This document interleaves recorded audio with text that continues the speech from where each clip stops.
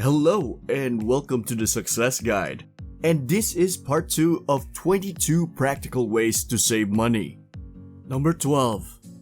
Ask about discounts and pay in cash. You never know until you ask, and you should always ask. Next time you're getting tickets at a movie theater, museum, or sporting event, check to see if they have any special discounts for seniors, students, teachers, military, or AAA members. If not, never underestimate the negotiating power of cash. Number 13. Take advantage of your retirement savings plan. If your employer offers a 401k match and you aren't taking full advantage of it, you're missing out big time. Talk to your HR department to set up an account. But remember, you should wait until you're completely debt-free and have a fully funded emergency fund of 3 to 6 months before you start saving and investing for retirement. Number 14. Lower your cell phone bill. If your monthly cell phone bill competes with your monthly grocery budget, it's time to find ways to cut back. Save money on your cell service by getting rid of extras like costly data plans, phone insurance, and useless warranties. And don't be afraid to haggle with or completely switch your provider. It might require a little persistence and research, but the savings are worth it. 15. Try a spending freeze. Don't buy any non-essential items for a week or even a month. Think about it as a contentment challenge. While you're at it, take inventory of what you're grateful for each day. This should help kick your want-itis in the pants.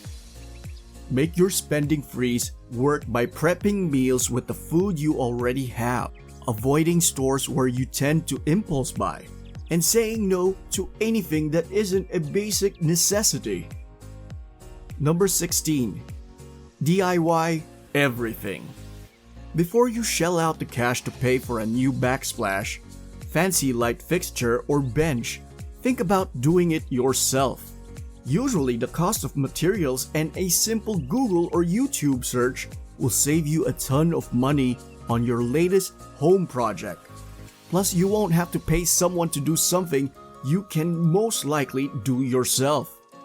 But if you're the type that can't seem to hit the nail on the head, you might want to ask a friend or neighbor for help so you don't have to spend money on a new drywall. Oh, and when you need to do some DIY work or any kind of work, borrow what you need from a friend or neighbor instead of going out and buying it. Number 17. Skip the coffee shop. Ouch. This one is painful. We get it.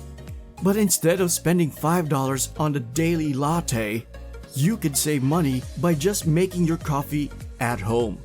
Listen, we're not saying you should only drink instant coffee unless you're into that sort of thing. But even purchasing a bag of local beans from your neighborhood coffee shop and brewing it at home will save you a lot of money in the long run. Number 18. The library is your friend. Before you click add to cart on that brand new book, check your local library to see if you can borrow it. Most libraries also have audiobooks and digital copies of your favorite books for rent. It's an easy way to get your reading in without breaking the bank.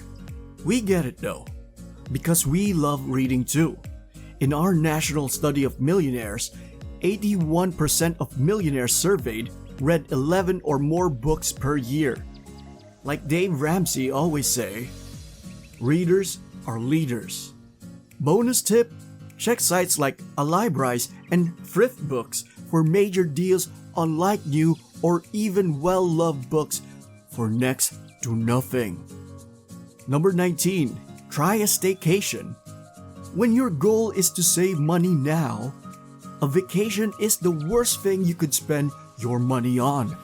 Instead of whisking your family off to the Greek Isles, try being a tourist in your own city. Not only will this save you hundreds or potentially thousands of dollars, but you can also explore your neighborhood with fresh eyes and have some fun while doing it. Number 20. Use cashback apps and coupons.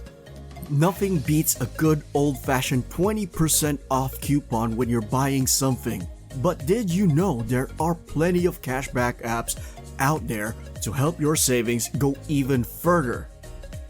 Check out Ibotta, Rakuten, and Honey. Number 21. Refinance your mortgage. With rates so low these days, run the numbers to see if refinancing could help save you money and cut years of interest off your mortgage. Reach out to one of our trusted, endorsed local providers to see if a refinance is worth it for you. Number 22. Sell everything that doesn't bring you joy. Marie Kondo has the right idea. Declutter the things in your home that you don't need and are willing to let go of for the sake of your financial future. That vintage chair your aunt gave you, sell it. That crystal vase you found at an antique shop, sell it. You'd be surprised at how much clutter you have in your home that you don't even use or think about. And the cash you can make on those things can be the difference between living paycheck to paycheck or not. You'll only start saving money when you learn healthy money habits and let your future needs be more important than your current wants, aka when you make saving money a priority. So do it. You can stop the cycle of living paycheck to paycheck with a simple secret. Make a zero-based budget before the month begins. A budget is all about being intentional. It helps you create a plan so you can see where your money is going and find out how much you can actually save each month.